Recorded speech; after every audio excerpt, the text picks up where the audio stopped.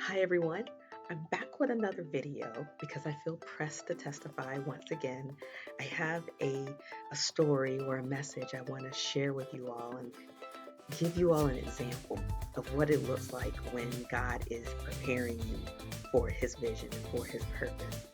And I've been listening to several pastors at Darius Daniels and at Pastor Michael Todd, at Jeremy Foster, at Stephen Furtick. Oh my gosh, these are amazing pastors.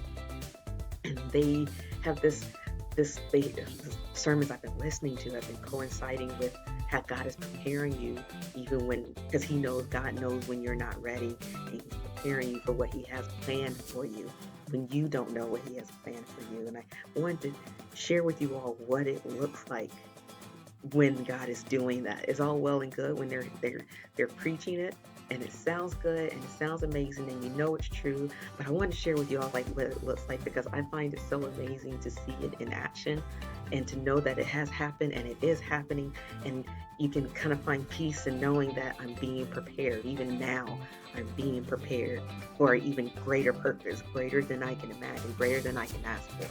But how I want to share with you how I came across, how I got the job that led me to my mentor, that encouraged me to get my master's degree, to which I found out that bill that I thought I had to pay for was no longer there. So how did I get to that point?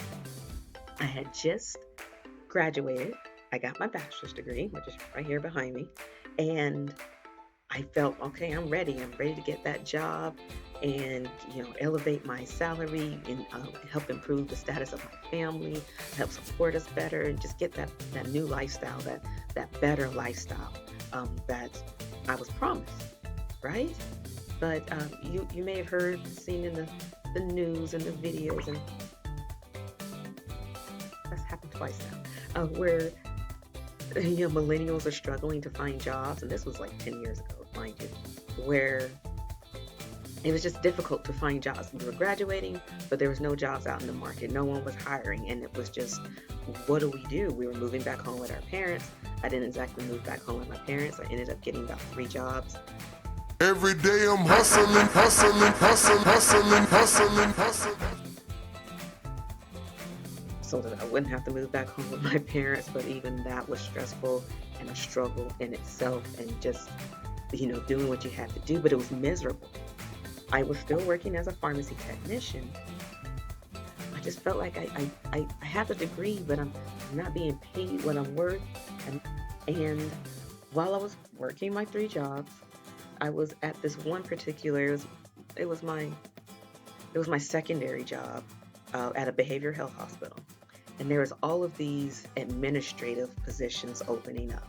So I got a bachelor's in psychology, and I was like, surely I could do a administrative position that would elevate me to some other higher administrative position down the road. It would be experience.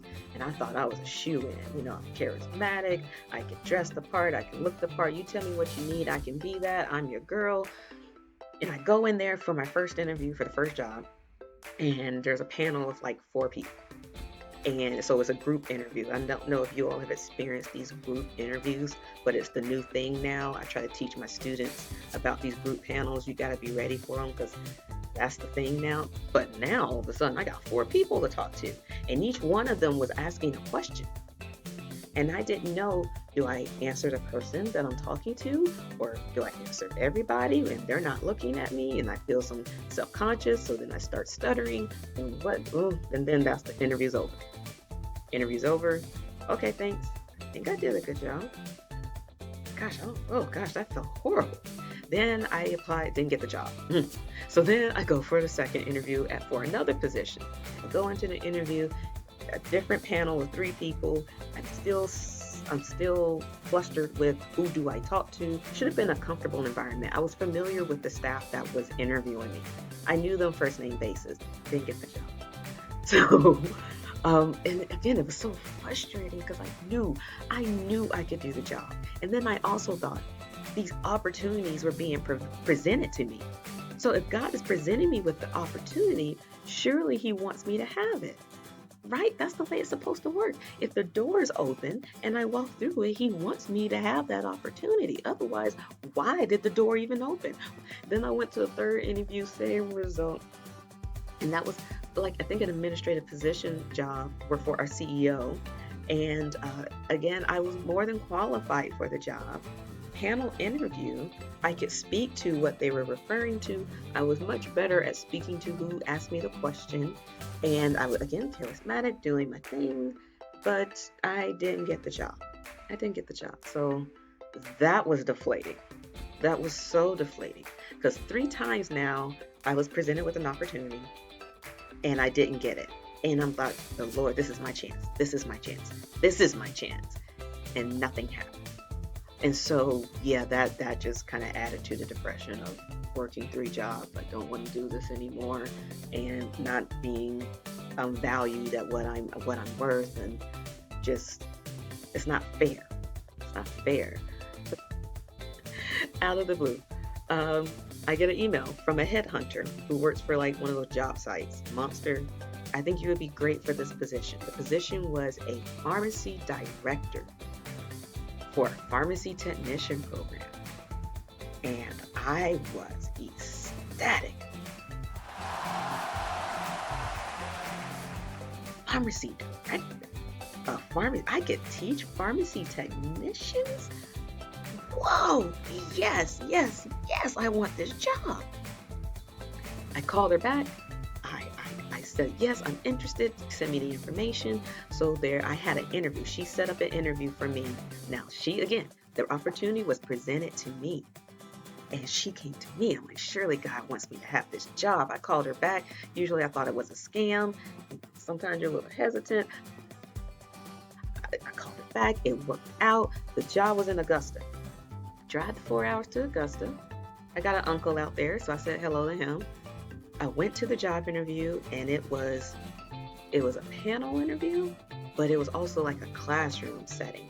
I had to prove that I could teach, something that I had never done before.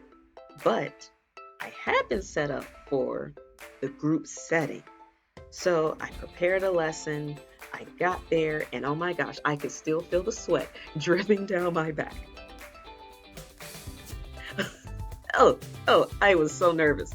I was so hot, and it was horrible. Oh my God, it was so horrible. Give me bother. It was so horrible. I did a horrible job. Did I mention how horrible it was? So, drove 4 hours back. I didn't get a call back. But I worked with the headhunter again. And now I had a feel for it. I had a thirst for it. I want to be a program director at a pharmacy technician program at some technical school. I don't care where, you find me something. So the same school had a position available in Biloxi, Mississippi. Position was open. Oh, she got me an interview. My husband's family is from Biloxi, Mississippi. I mean, what are the odds? Another opportunity. Surely God wants me to have it. Biloxi has a beach. We could be living on the beach. Please. What? So we drive 7 hours to Biloxi, Mississippi for this interview.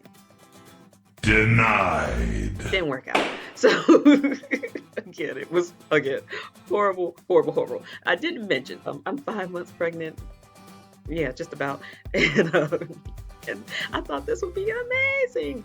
Nope, didn't work out. So then I'm deflated, but I'm motivated. Then I got 2 interviews back to back, 2 weeks apart.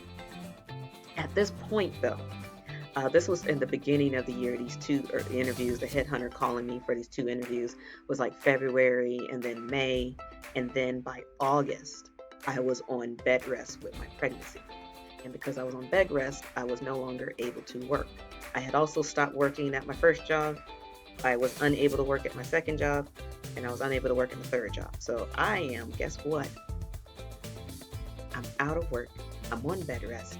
I'm stressed out. And I got these 2 interviews back to back. So I go to my first interview. Again, instead of for a program director, I'm being interviewed just for a teaching position. Let me get my foot in the door. Let me learn how this works. Let me take a step back. Maybe I was biting off way too much. So I go to the first one in November, and it's another classroom setting. Instead of teaching students, which I did in the first one, I was teaching a panel of other instructors. So it was like 5 instructors, and I was supposed to teach them my lesson. And I thought I was doing good, but there were several interruptions during the lesson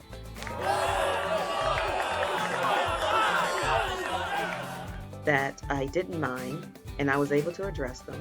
But then, like halfway through the lecture, they said, we're going to end the interview here and we'll speak with you in the adjoining break room. And in the break room, they shared with me things that they thought that I needed to work on, which was very nice, but also deflating. And also that they were mentioning things that didn't, again, as an instructor, didn't bother me, but I think they were rules I was supposed to uphold, like no food in the classroom. And then I'm like, well, if you're hungry, you're hungry, and I'm a foodie myself, and I'm not going to stop anybody from eating. I don't know if they got low blood sugar, and then I'm not going to stop you if that's what you need to stay awake in my course. I know how it is. I was a student. I am a student. I'm not going to stop anybody's game, but there's no food in the classroom, so I was supposed to stop them from eating. I didn't see the sign. I have excuses. Let's move on. Then there was an interruption, a student that didn't want to do the work. And I said, by all means, you can leave, right? Just, you're the one paying for this course, not me. If you don't want to be here, that's your, that's on you. That's you're in control of you. You're responsible for you. And if you don't want to be here, no, you shouldn't encourage anybody to leave your class. Okay, but these are adults. They're like 20-something students, 20-year-olds or something, maybe teenagers. But they're adults now, and they need to understand that they're adults, and there's consequences for that. I have excuses. So either way, that's what I thought I was supposed to do. So 2 weeks later, my second interview. It will essentially be my 4th interview total. And again, just totally deflated. It did not go as I thought. And this is another teaching position. This is the last interview. And did have to teach in front of a class. And then I also met with the program director. And I was just spot on. I taught the same lesson I taught in the November interview. And it was a different demographic of students as well, but it was also students I was teaching. I wasn't teaching a teacher forum. I was teaching students, real, actual 19, 20, 30-something-year-olds, even 40-something-year-olds in this course. And again, it was a lecture of my choosing, and it went really well. I did what I did best. I didn't conform to what the previous program director was saying that I did wrong in that other interview. I did make a few adjustments, but I was me, and I did what I knew to do, and sharing my experience and my education and what I've learned in the lesson. I didn't have any teaching experience, but somehow I developed the skills and insight and tricks from how to do a proper interview. Have you tracked it?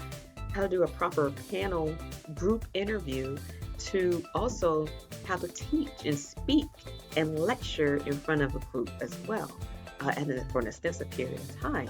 So then when I was meeting with the program director one-on-one, I was able to speak to that. I was able to speak to the past interviews. I was able to speak to my experience and my education, and I got the job. Short story, long story, I got the job. And it was like 2 years worth of preparation.